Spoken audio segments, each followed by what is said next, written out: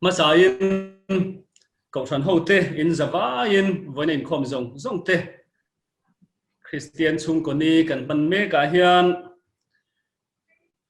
chung tin reng te pui pa kan pathian kan lalpai so Christam hingin chibai kan bu masa chewani pathian chibai bukin na thu thiang lim ingai thlang englai po in lalpa chu ka fakanga ama fakna chu kaka a achuak fowang o lalpa that zia chu tem chin te reng ama arin na ngat mi chu a enga thole o ami thiang lim te lalpa chu tri ro ama tri tu te tan chuan tlak cham na reng om si lo sakai bang nei wang lai te chu an tla chamin an ri la tram thri na lalpa zong tu te ro chu an thil tha reng an tla cham lo wang amen i trong trai ang lalpa kan pathian ni thar dom tak min pe ka i ko san ho te nangma beturin voina hian hei zoom mangin min hruai khom le a lalpa kan pathian mi heti zong mai au hova nangma chi bai buk tura min hruai khom le hi kan lom em alom thu kan thri la che voin hi ko san ni poimo tak nu le pa te ni Christian chung ni ti trin alo ni a eni kan man ne ka hian Christian chung kwa ingai poimo zia trom puya helama engomoti zong tala mason na kan nei thei nan kan in khom na te hi ikuta kan hla na malmin som sakla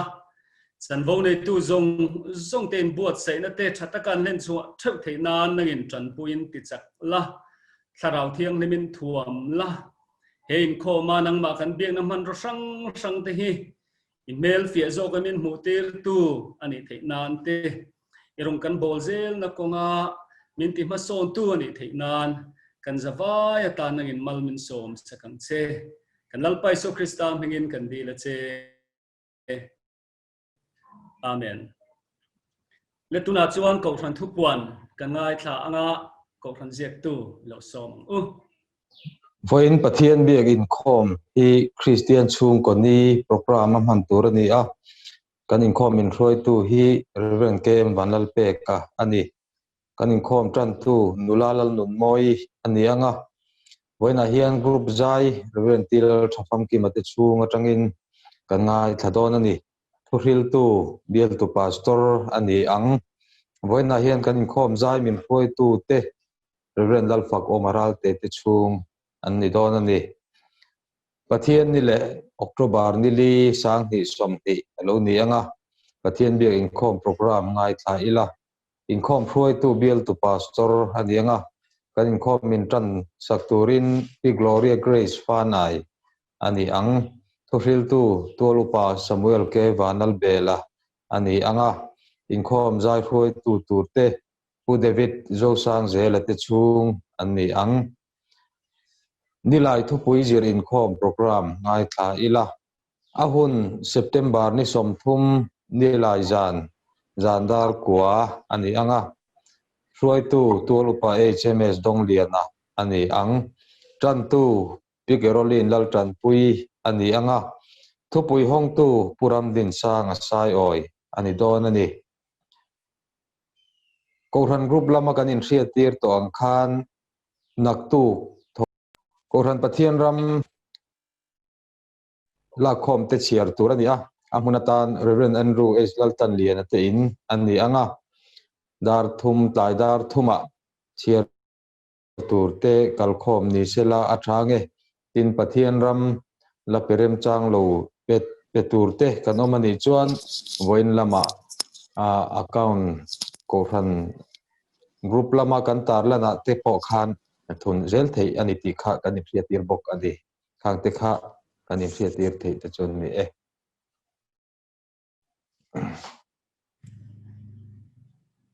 hey với nãy hian BMPC kan ko san CHHUNGKAW kon lama tang point Inkhawm pui tu kan nei ni in kan ria a kan pastor chung te pon ni mai theya tin midang te po kan om mai theya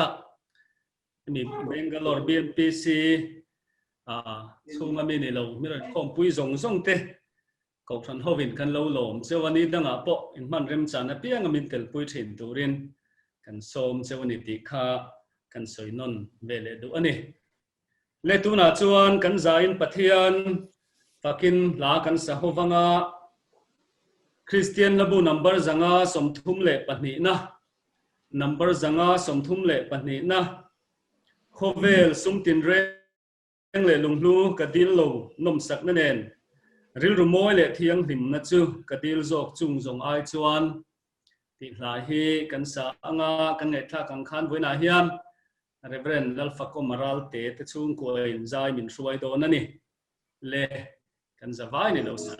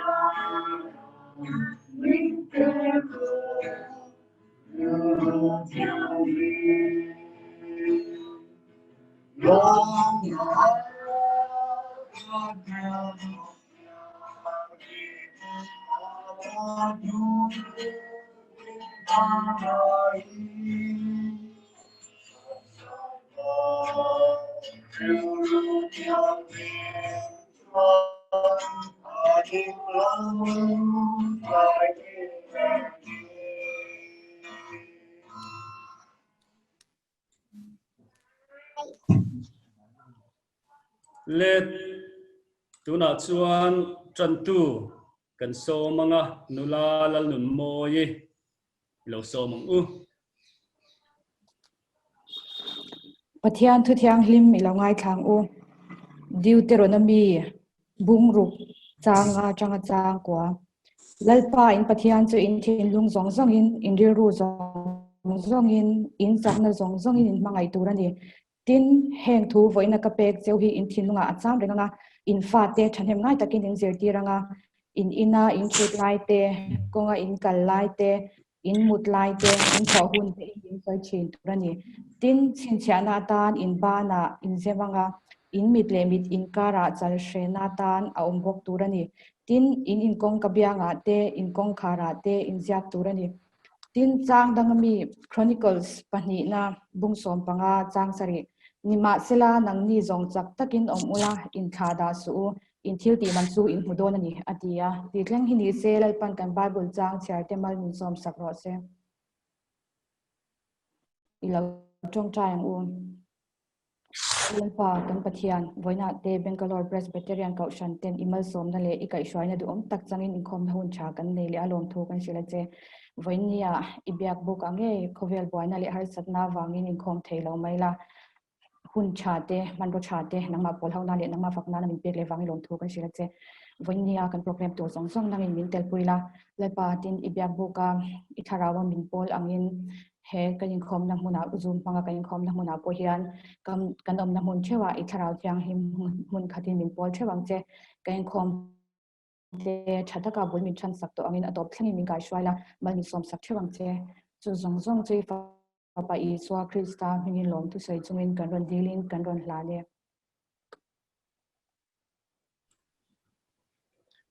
tuna chuan zai kan ngai thla anga chung ko zai pol Reverend Lalṭhafamkima te CHHUNGKAW CHRISTIAN chung ko hla saturin ilo som u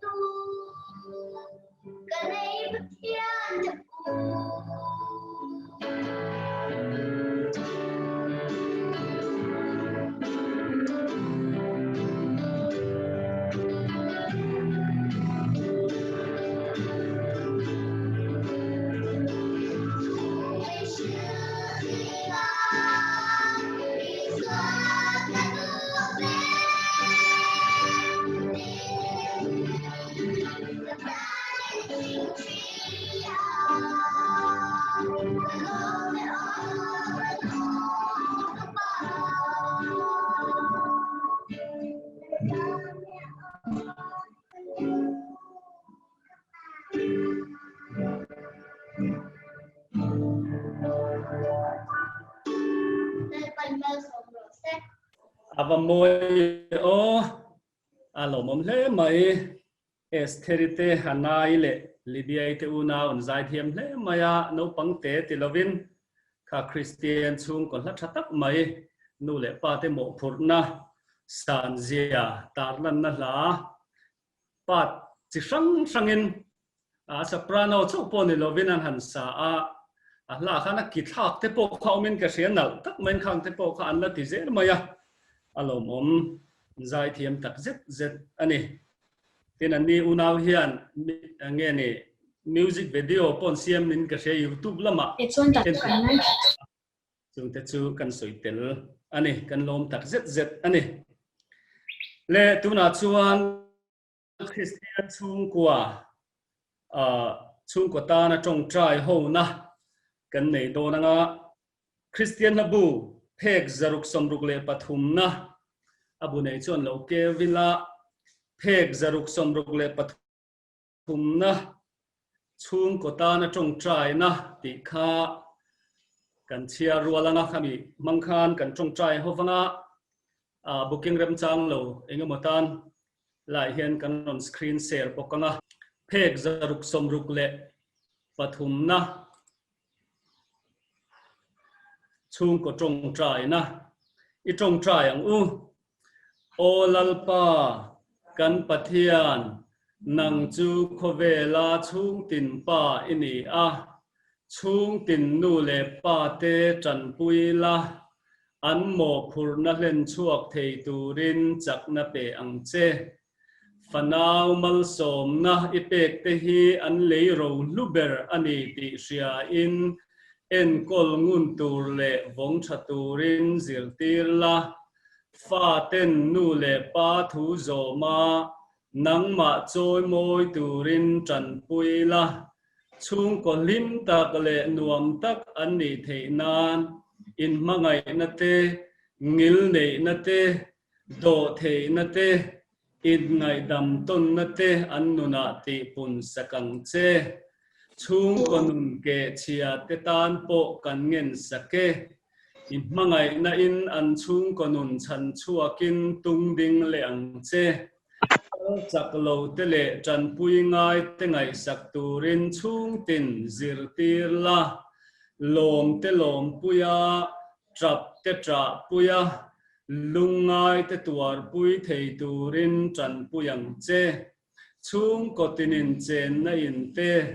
ei tur le sil tur te an nei thei nan mal so mang che kan lalpai suwa Krista mingin kan di le amen tuna chuan pathian thu cha kan ngai thlato anga kan ngai thla kang khan voina kan Thuhriltu tur hi kan Bialtu pastor Reverend Lalrinsanga ani ilo som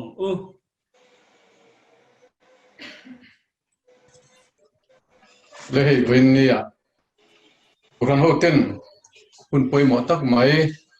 Christian chhungkoni kan mangdona he voinia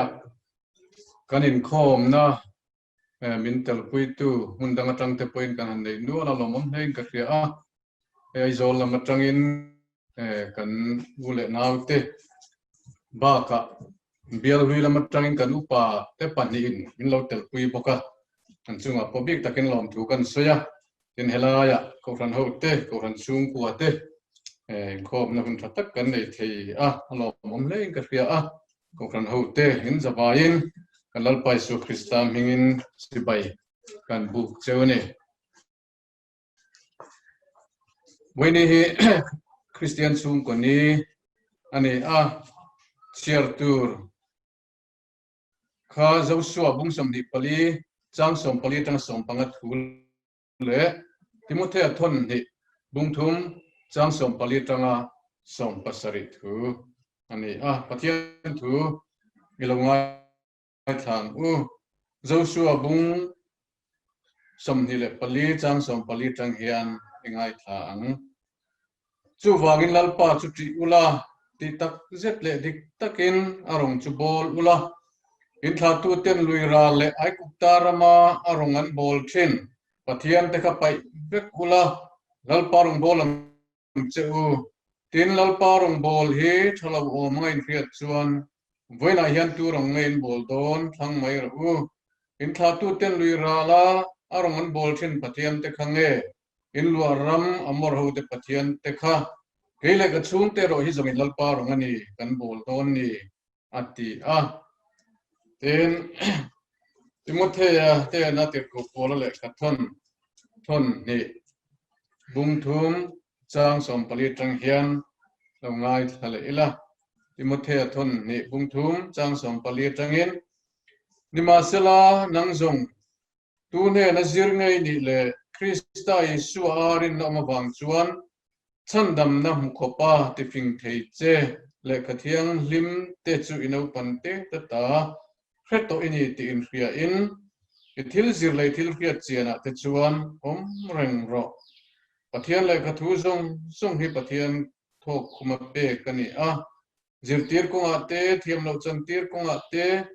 zil konga te pelna zir tir konga te asot bok kani athu kan chiar telal pam kan zatan mal min som se amen pathian ma kunin tong trai Lalpa kan pathian chungnung bermin mangai tu Win ini thiang lima ko kan ho ten zu ma Inkhawm na hun thatak mai kan nei le the wang kan lo ma inena lom thu kan ron so ye lalpa win ni hi kan ko than tan chuan ni poimo tak kan ni a nu le pa ni le Christian chung ko ni kan man ni lo ni le ta a amaro chu Ripui leng awangin kan Inkhawm pa ngai te kan nei thei lova tu tiang chuan lalpa mizoram lama te po Inkhawm nei thei lovin ko kan me ka kaini ro chu helaya zoom kal tangin kan la Inkhawm thei zo ka voinia lalpa he hun mang the kan awangin kan lo ma inen a lo tu kan soye lalpa I thu kan ngai tha khau tur te nangin ithara vai ti nuna kan zata na sot na min pe a kan hun kal zel tur pol hok na matal kan mu thar theina turin kan du soi tur te mal min som saka min tinun sak tur che in mi khomai na kan lalpa du tagi suam hingin kan ron dile amen when he sinot ni poi mo tak mai ani a som ka nu le pani le Christian chung ko ni ani a mizoram a chuan chonu Inkhawm hi nu le pani ya manani thina zanlam Christian chung ko ni ya manani thung thina keni ko khanai ro chuan hoi khat chau ka Inkhawm thina wangin Christian chung ko ni angin voini a po kan han mangdon ani a kan thu pui he chung ko tha nam dam na ti ani a thu pui poimo tak mai ani a chung ko poimo zia ichu khovela nam tin le sa ko rang te hian kan theu ome to ti ro chuan nam le culture azira chu dan le be sei dan te chu ain ang lo viau thein arin oma sa ko rang te point chung kwa kan pom dan le chung kwa kan be se dan te kan ngai dan te point chen lawang te arin oma tin azirna mual rang atanga chung kwa kan khir dan te po ain chen lo leang ti arin the yani keni chu Christian kan ne awangin Christian te in inale pom dan tangin voine chung kwa he kan zir ho do ni a Christian ten kan pom dana chuan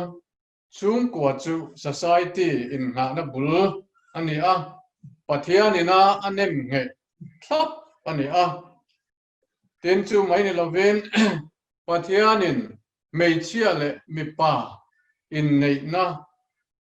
atanga an fanau ro chan te ne na chung ko dina kha kan bible ina chung kwa tia min fil po ni in alanga amora tun lai huna chuan chung kwa fil fiadan te po chi rang om thei inarin oma chung ko chi rang te po om theianga mi thiam te chuan asirna mola chuan chung kwa chi rang te po na han chena nuclear family te han tia hi chu tu na kan han soi nu le pa le an fa te chen ho na chung kwa ang chi te khani a nu le pa in pa ten ne ya chu tiang chuan ki sen in zomin chung khatan cheng ho ba ten chu tiang ni lem lo nu emo pa em chop ina en kol single parent family te pom thei ani a ten extended family emo joint family emo chung kolian tak pi le pu te le an ni te an pate ate an tu le fa khang ho ne na cheng ho ang chi kha chung ko om thei poka ten fan thei lem lo po chung ko kha om thei ya ten chu baka enge ni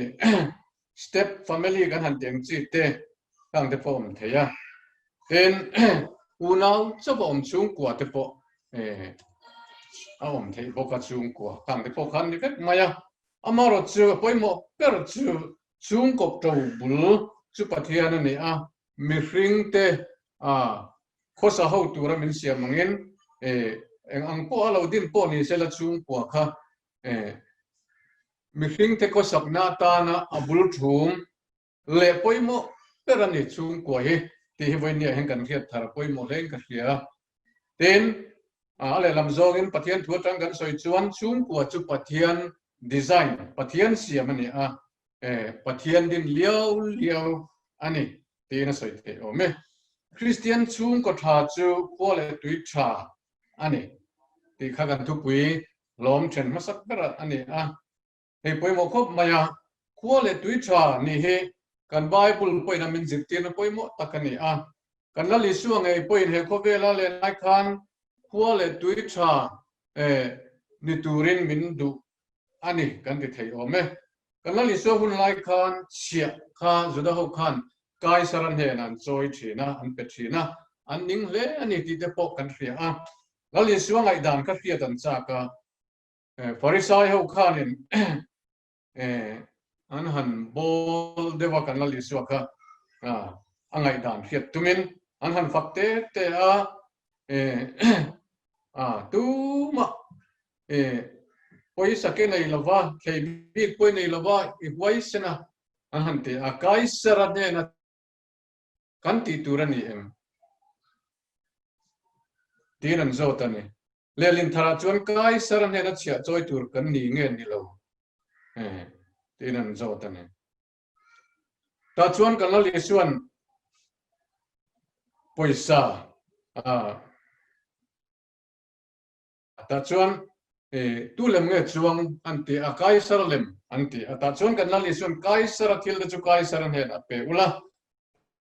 pathian he na pe ro u ti na chang ta ani a ten Christian sa khua a to bula po kha rom sarkar ten Christian na kha an hu fu lo viau wa eng tisen ina ang taksa ang tenan soi thina chan chu sacrament ten chan wang ni a ten fo thiang lim ten in fo thina kha ang te kha me chet mi pat nam hang kholo wang tenan soya tu tiang chuan mi chia le mi tra point thiar rang lawa an ko sak ho te kha enge ni an soi nom na nan mangani chutiang ang chuan rom sarkar khan fulawin ti du dan te pon to chhong sem ema chuti chung chuan lali suwa zirtirte apostol te ho khan khwale tui than turin Christian masa ho kha an zirtir reng thin ani rorel tu thu oi turte an tana trong trai turte mi zong song ne rem turte nge na rombung som pathum chang sari chuan polan heti hian ti mi zong song ne na pek tura piang pero u leiman pe na tura ne na chuan leiman pe ula chia choi na tura ne na chuan chia choi ula tri tura chu tri ula poi sap tura chu poi sara u tin pola po khan alo fuani Chris tui ati tur le ati lo tur that taken ti lo tur that taken azom china sia pek tur sarkar en ati te ape ati lo tur ati te ati lawa aphal lo thil te ti lui lawa thenam khoweng tan har satna siam ngai lawa tu teng chuan thuale tui tha ani china sarkar dan poisak te hi khwale tui tha ni na poi mo tak mai ni thu nei na kan chunga power thu nei na ma wanga sarkar thu pek pal zut mai te poi he thilol tak te po ni amara chu tiang chu Christian chung ko tha chuan ati lo turani voinia Christian chung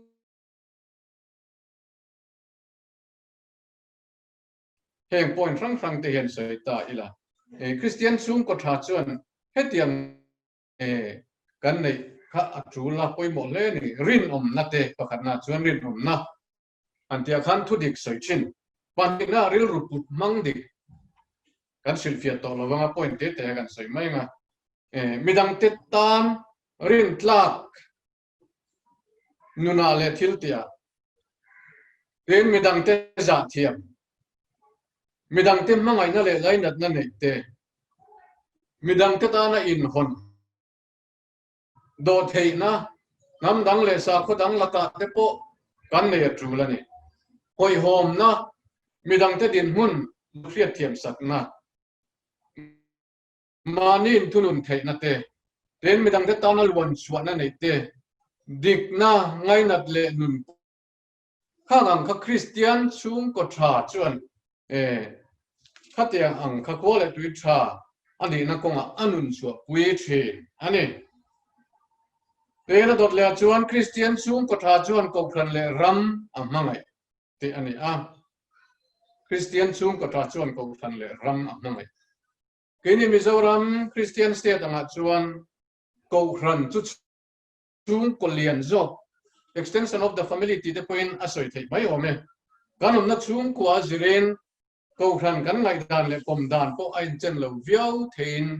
arin oma chung ko then khat chuan ko khran an za in an ngai sang thiam ema then khat ro chuan ko khran hi enga ma an ngai lo wa arong bol tu te han ena an thin tok lo na ten fel lo na ten mua chung te soi nuam man ti ko khran hi enga ma ngai lo wa an soi chet chat em thi na ni ale lampang thung ro chuan en ko khran arong bol tu te po me thing lo te ni ti khat chungin anei tu lali suwa Krista aro kuya wang le za ma wangin ko khran an ngai na arong bol tu te po me thing lo te po ni ma sela an za dera an ngai lu thiam chin ani chung kwa ina ko khran kan thir dan le kan ngai dan tang hian kan fa te po na chung kwa ko khran kan ngai dan tu te po kha ain khil thui le ani tu te ma hian mani chung ko chan chin hi che zong in kan soi du inarin om lo wang chuan ko khran chung kwa kan tel na khan kan chiang tok lo ni te po in arin om ani thu fing te bung som pakhat chang som ni pakhata chuan mà ni chung qua thì buổi tu chuan em mà này lo vắng thì cầu khẩn thế bộ căn chung có liền do cái này chú vang chuan cầu khẩn thế căn thì buổi cầu khẩn thế căn thì nom na ni mun tur kha achau viau ni te po ina langan ni Pope Francis chuan family le cầu khẩn he in zom nang het tak mai ne ya pathian atang lo chuak mangai na eng tikla ai po lan chuat tir na mun ani ve ni tin lo so ya he aro kui le ni chung ko tha chuan ko khran na mangai nge china sai prian aten ko khran masapa ten mi in ko khran hin nu anga nei lo chuan pathian poi pa ngena nei thei lo bang an lo ti te po he alo dikin alo thuk le ani mi in pathian he Akhriat cian doa bel tak ka doa mangaya du chuan atak sa ko ran ho he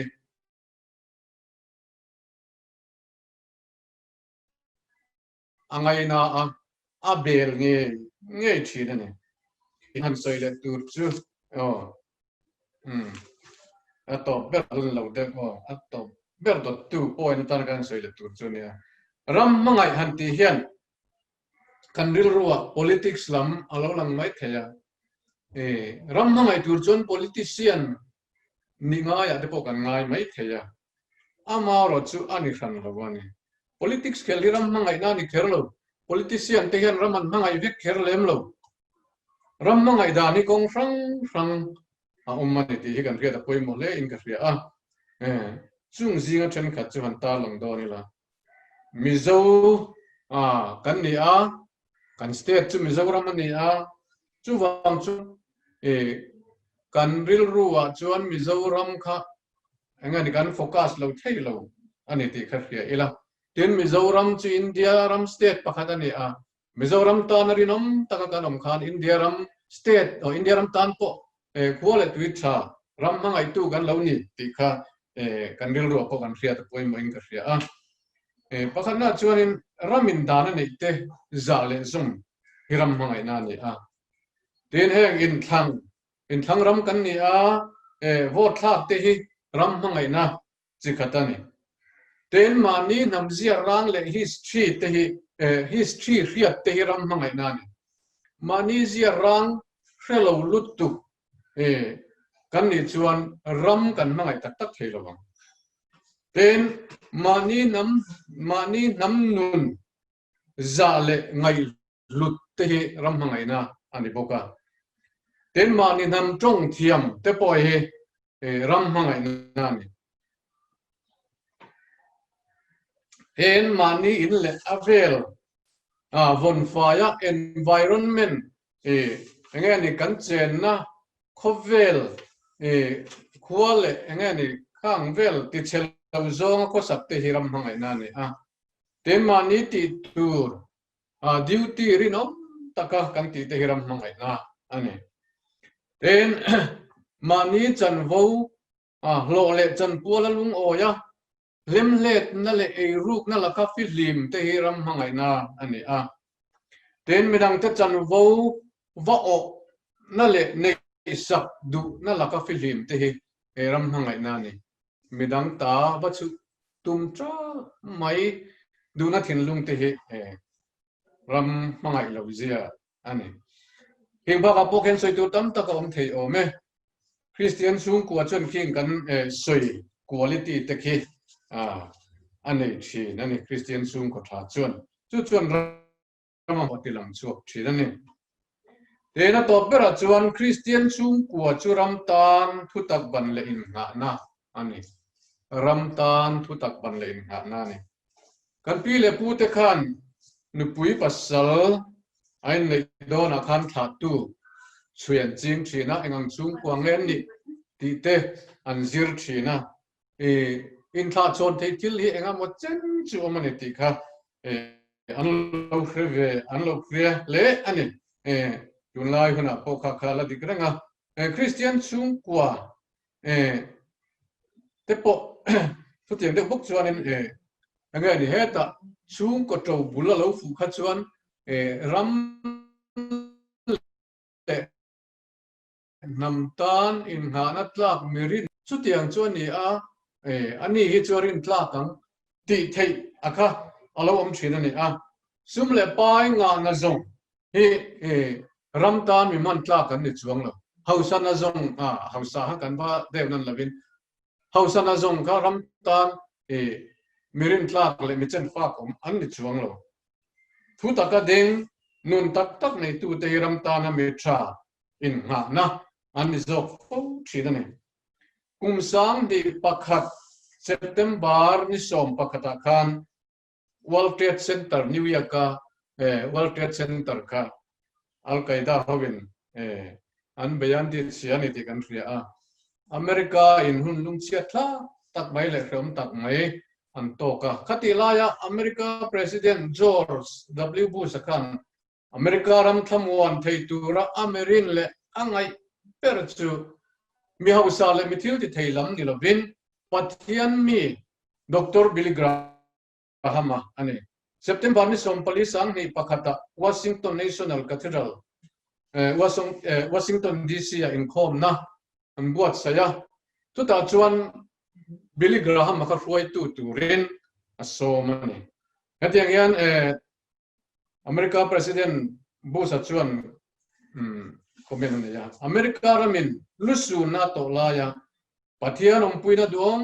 tak chang tura min chan pui thei tu chu Billy Graham achi hin ni tin so hial aro pui le mai tro ramin mangan na lungai na vorto ato chuan ni tina pathian ne na leng dun thri mi pathian chen chil chung kuate an ngai om thri ane tunlai khovela me chepoi tro pui tak mai chu Angela Merkel German Chancellor hi ani ome kum sang ni som panga khan Time Magazine chuan Person of the Year alo thanga then Forbes Magazine chuan sang ni som pakwa khan the most powerful woman na lo thang boka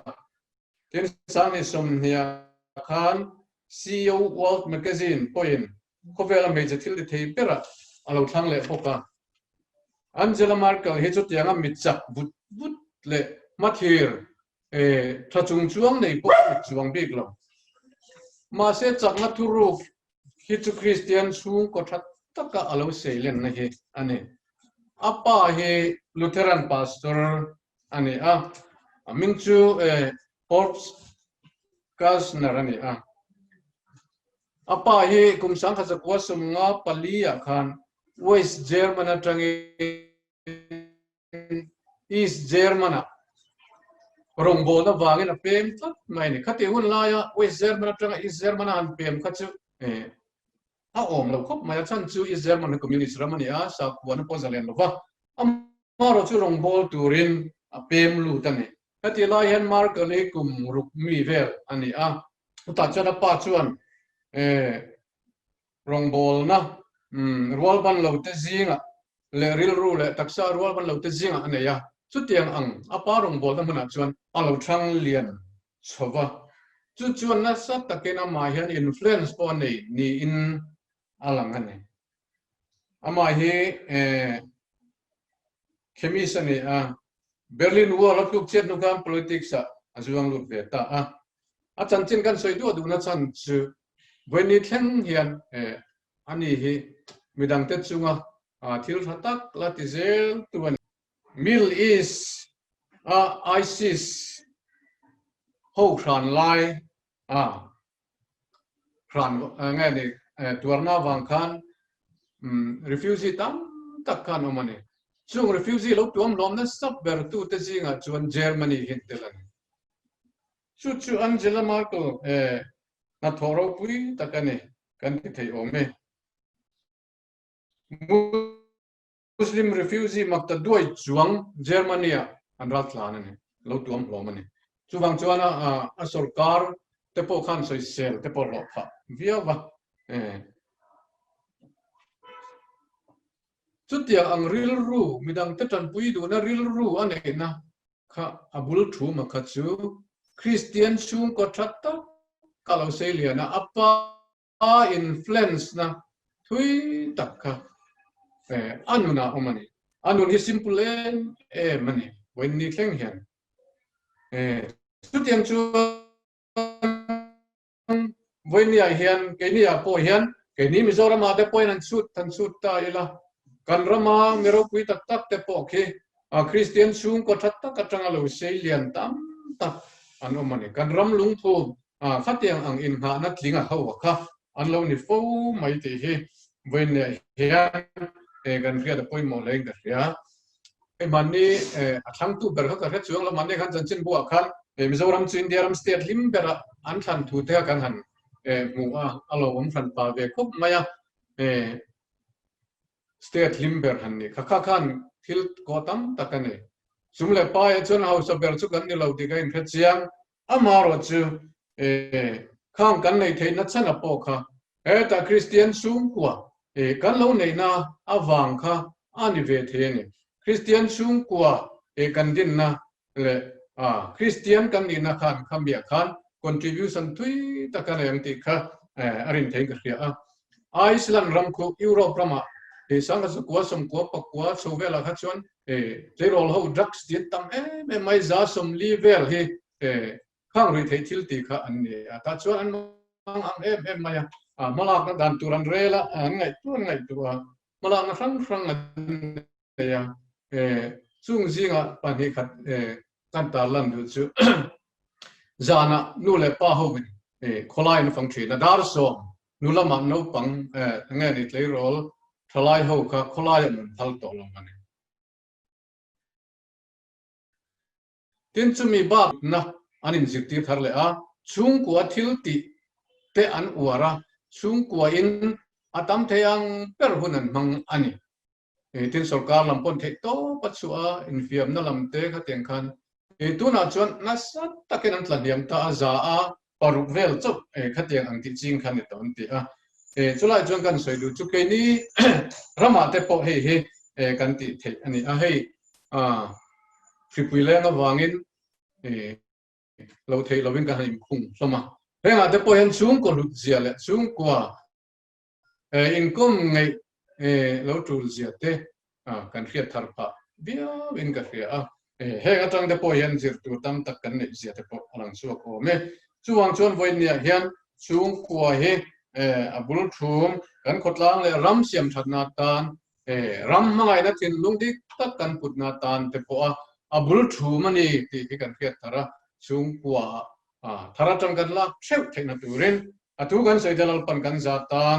mal min som sakro se amen le tuna chuan kan Inkhawm trin lam kan nai don to anga kan za pathian kan pol na Lalnunmawii Christian labu number zanga somkwa le pahni na number zanga somkwa le pahni na Christian chung ko la lo cheng vela kan run chungan mangai tu lal pathian chung ko puipa ber lo ni la ke ni i mangai fa chu tiangin number zanga somkwa le pahni na hi kan sa anga emil la kan sak zoa kan Thuhriltu kan Bialtu pastorin mal som na in kan Inkhawm te min trin don nia ilo sang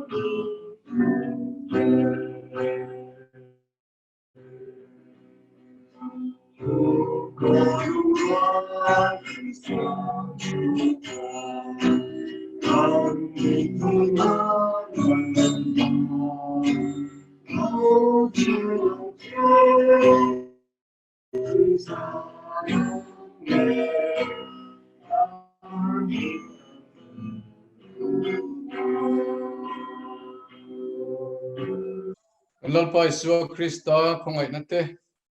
Pa Pathian Mangai Naro Pui Le Tharau Thiang Lim Pol Na Pui Na Dom Takchu In Za Chunga Le Ram Tinari Na Kan Chung Tehena Tunatanga Chatuanin Long Zel Se Amen